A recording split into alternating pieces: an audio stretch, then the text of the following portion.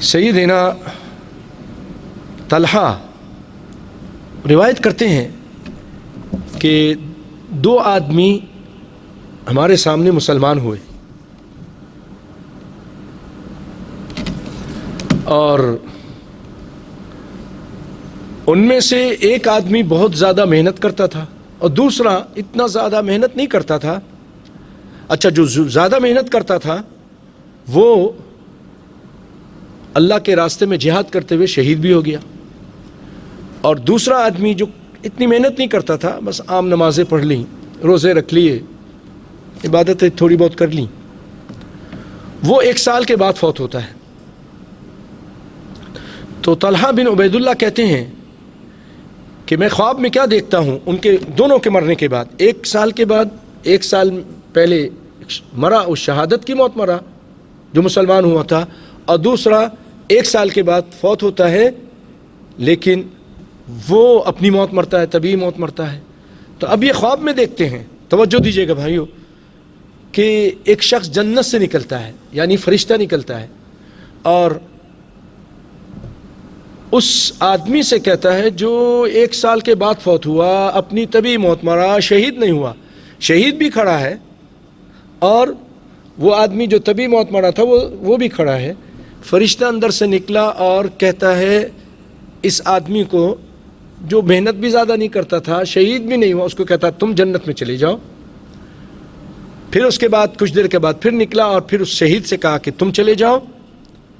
اور اس کے بعد پھر طلحہ کہتے ہیں مجھے کہا کہ ارجع فإنک لم یأن لک بعد، تم ابھی چلے جاؤ، تمہارا ابھی ٹائم نہیں آیا، تم نے زندہ رہنا ہے دنیا میں، جب فوت ہوگے تو پھر تم، یعنی دیکھا جائے گا پھر تمہارا کیا معاملہ ہوتا ہے، ابھی تم واپس چلے جاؤ.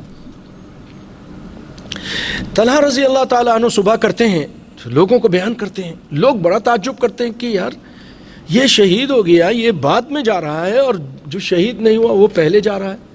سب لوگ تعجب کر رہے ہیں. ہوتے ہوتے بات رسول اللہ صلی اللہ علیہ وسلم، ہماری عادت ہی ختم ہو گئی ہے، کیا کہنا ہے؟ رسول اللہ صلی اللہ علیہ وسلم. یاد دلانے کی ضرورت ہے. ہوتے ہوتے بات پہنچ گئی کس کے پاس؟ رسول اللہ صلی اللہ علیہ وسلم. تو آپ نے فرمایا لوگوں تم تعجب کرتے ہو، تم اس چیز پر تعجب کرتے ہو. پھر آپ نے فرمایا، لوگوں نے کہا اللہ کے رسول یہ شہید ہو گیا، یہ بعد میں جا رہا ہے اور وہ پہلے جا رہا ہے.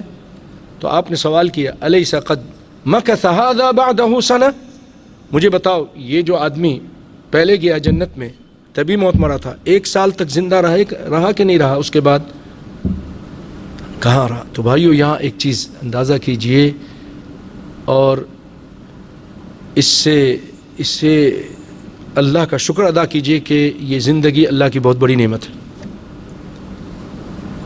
جس کو چاہتا ہے زندہ رکھتا ہے، جس کو چاہتا ہے فوت کر دیتا ہے، وہ اس کی مرضی ہے.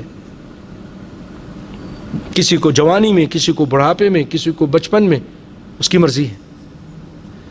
تو فرمایا کیا 1 سال وہ زندہ رہا کہ نہیں رہا؟ اس کے بعد کہاں رہا؟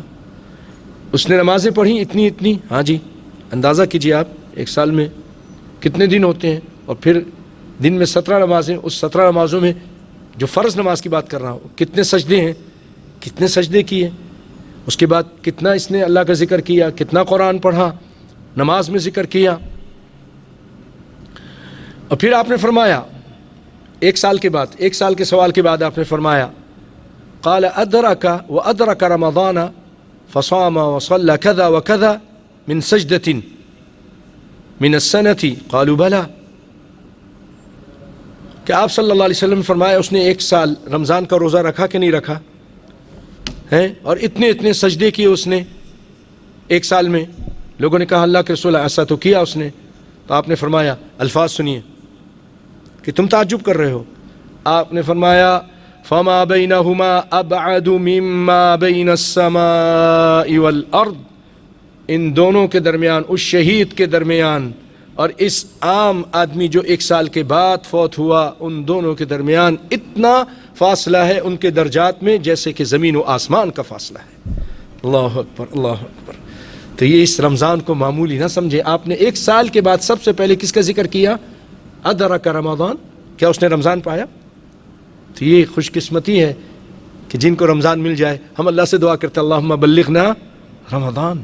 اسی لیے کہتے ہیں کہ جو نیک اور صالح لوگ ہوتے تھے جب رمضان آنے سے 6 مہینے پہلے شروع کر دیتے تھے دعا کہ اللہ اللہم بلغنا رمضان، اے اللہ فوت نہ کر دینا، رمضان نصیب فرمانا. اور پھر اس کے بعد 6 مہینے تک دعا کرتے تھے کہ اللہ ہمارے رمضان کے روزوں کو قبول فرما لینا. اور یہ روایت تھی صحیح ابن ماجہ کی، اور شیخ البانی نے اس کو صحیح قرار دیا ہے.